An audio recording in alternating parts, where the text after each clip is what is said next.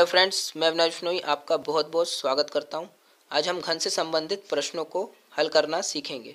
आज हम सीखेंगे कि घन का क्षेत्रफल और आयतन कैसे निकालते हैं। तो शुरू करते हैं। सबसे पहले हम बात करते हैं कि घन क्या है।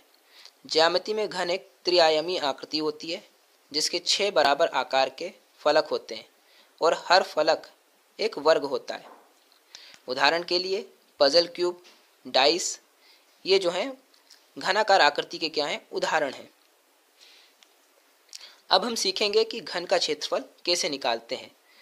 तो हम जानते हैं कि घन में फलकों की संख्या कितनी होती है, 6 होती है और प्रत्येक फलक की आकृति वर्गाकार होती है। हम जानते हैं कि वर्ग में प्रत्येक भुजा समान आकार की होती है और वर्ग का क्षेत्रफल इक्वल टू क्या होता है, भुजा स्क्वायर।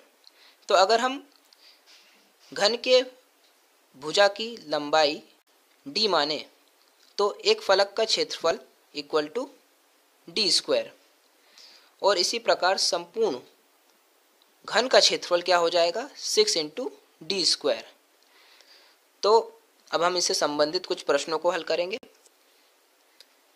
यदि किसी घन की भुजा 3 सेंटीमीटर है तो घन का क्षेत्रफल क्या होगा। तो हम जानते हैं कि घन का क्षेत्रफल equal to 6 into D square. तो हम d की वैल्यू लगाएंगे इसमें। घन का क्षेत्रफल इक्वल टू 6 इंटू 3 इंटू 3। अब हम इसे इंटू करेंगे तो घन का क्षेत्रफल कितना आ जाएगा, 54 सेंटीमीटर स्क्वायर। दूसरा देखते हैं। यदि किसी घन का क्षेत्रफल 864 सेंटीमीटर स्क्वायर है तो घन की भुजा ज्ञात करें। अब यहाँ पर घन का क्षेत्रफल दिया हुआ है और हमें भुजा ज्ञात करनी है, तो वही फॉर्मूला लगेगा, घन का क्षेत्रफल equal to 6 into D square. अब हम इसमें घन के क्षेत्रफल की वैल्यू रखेंगे। 864 equal to 6 into D square, तो डी स्क्वायर वहीं रहेगा और 6 क्या हो जाएगा, उसके डिवाइड में चले जाएगा। तो D square equal to 864 upon 6। तो अब जब इसे सॉल्व करेंगे तो क्या निकलेगा, डी स्क्वायर इक्वल टू 144। जैसे डी स्क्वायर में से स्क्वायर उसका हट जाएगा तो क्या हो जाएगा, 144 में क्या हो जाएगा, अंडर रूट लग जाएगा। तो अंडर रूट 144 किसका रूट होता है, तो 12 का। तो d इक्वल टू क्या होगा, 12।